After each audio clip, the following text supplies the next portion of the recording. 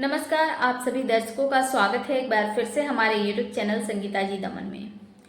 दोस्तों, उत्तर प्रदेश के हाथरस में हुई खूनी सत्संग में जो 121 मासूमों की जानें गई है, इसका पूरा मामला सुप्रीम कोर्ट पहुंच चुका है। शीर्ष अदालत में जनहित याचिका दायर कर मांग की गई है कि सुप्रीम कोर्ट के रिटायर्ड जज की अध्यक्षता में घटना की जांच करवाई जाए। सुप्रीम कोर्ट में शुक्रवार को इस याचिका पर जल्द सुनवाई को लेकर मेंशन किया गया है।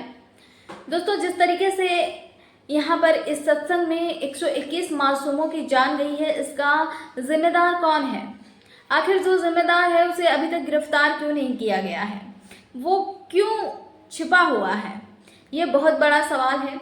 आखिरकार किसकी संरक्षण में कौन बचा रहा है उस आरोपी को?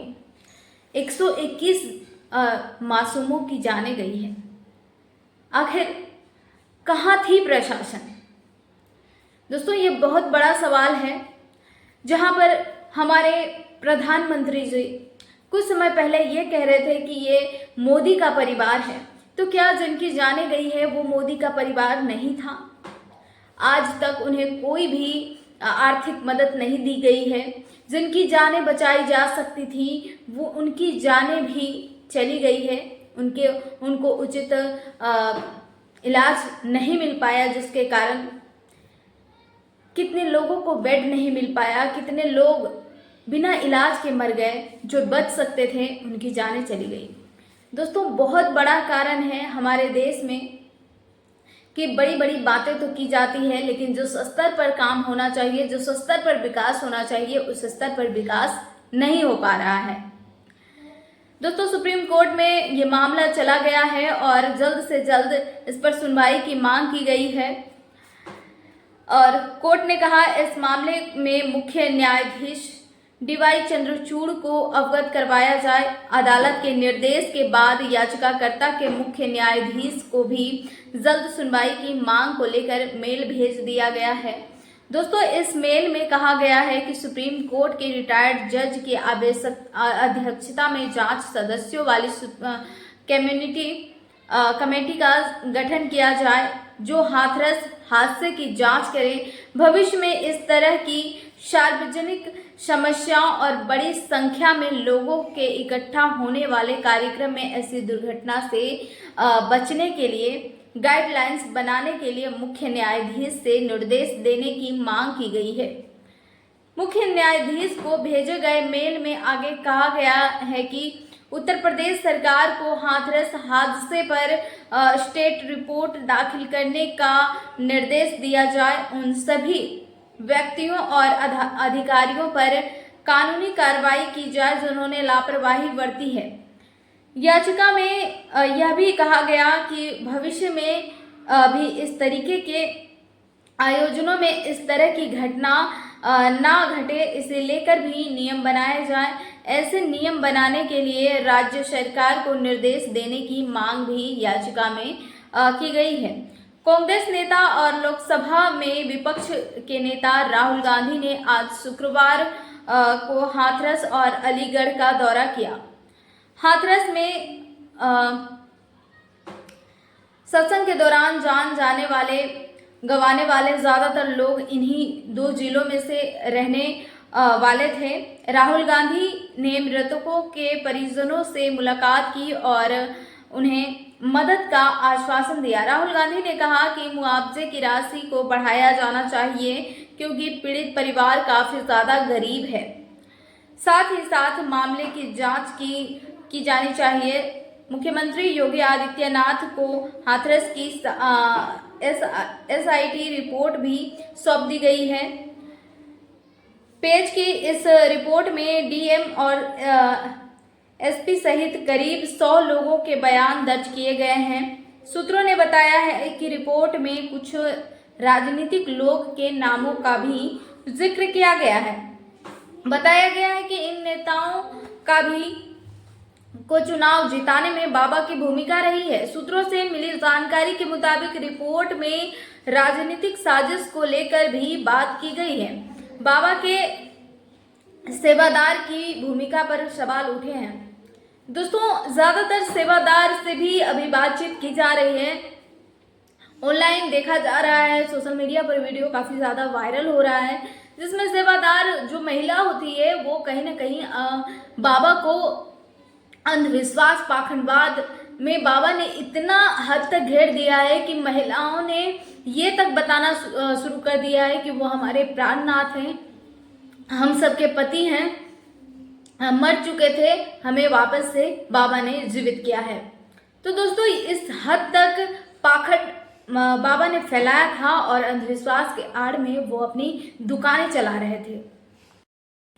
दोस्तों गौर करने वाली बात यह है कि यहाँ पर आप देख रहे हैं सोशल मीडिया में जिस तरीके से वीडियो काफी ज्यादा वायरल हो रहा है, हाथरस को लेकर बाबा पूरी तरीके से फेमस हो चुके हैं। देखा जा रहा है कि जितने भी सेवादार हैं, जितने भी जो भक्त हैं, अंधभक्त हैं, वो एसटी ओबीसी समाज एसटी एसटी ओबीसी समाज के ही लोग हैं, ना कि कोई ऊंचे वर्ग के लोग हैं, ना पढ़े लिखे लोग हैं।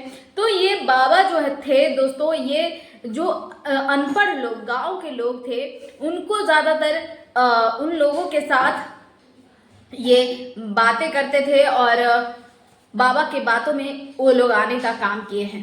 दोस्तों ये एक तरह से कोई भी बाबा जो कहते थे कि मैं ईश्वर हूँ, साक्षात ईश्वर का रूप हूँ, और कई सारे ऐसे फोटो बनवा कर रखे थे जिसमें विष्णु भगवान का अवतार खुद को बता रखे थे। सूर्य का गोला में भी उनका जो फोटो था लगा हुआ था। कई सारे वीडियो में हमने ये भी देखने को मिला कि अपने हाथ में टेक्नोलॉजी के माध्यम से सुदर्शन चक्र घुमा रहे थे, लोगों को बेवकूफ बना रहे थे। तो इस तरीके से पाखंड में जकड़ कर रखे थे भोले बाबा उर्फ ढोंगी बाबा। जी हाँ दोस्तों, जिस तरीके से ढोंगी बाबा एक तरह से कह सकते हैं कि वो जाति के माध्यम से वो जाटव हैं, लेकिन जिस तरीके से वो अंधविश्वास पाखंडवाद फैलाने का काम किए, पहले तो वो एक मामूली सी घर में रहते थे,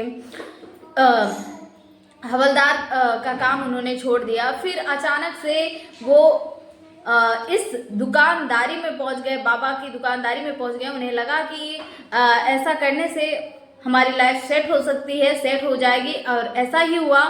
दोस्तों उनकी कोई संतान नहीं थी, उन्होंने एक भाई की बेटी को पाल रहे थे और उन्हें अचानक पता चला कि कैंसर हो गया। जब बाबा प्रवचन में ही लीन थे तो उनकी मौत हो गई, और जब बाबा को ये पता चला तो लोगों ने ये बताया कि बाबा उन्हें जीवित कर देंगे। जब बाबा वहाँ पे मौजूद नहीं थे, जब बाबा आए तो उस लड़की, मरी हुई लड़की को हाथ पकड़कर उठाया तो बॉडी में कुछ मूवमेंट हुआ दोस्तों, और उस लड़की को कैंसर था और बॉडी में मूवमेंट हुआ और वो उठकर खड़ी हो गई।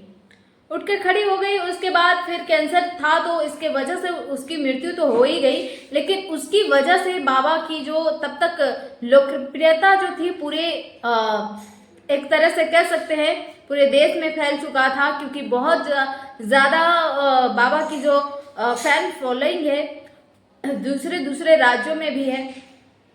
यहाँ तक कि ये कहा जाता है कि पूरे ब्रह्मांड में बाबा की लोकप्रियता फैली हुई है। तो ये जो है अंधविश्वास पाखंडवाद अब बाबा का जो है खुलासा हो चुका है दोस्तों।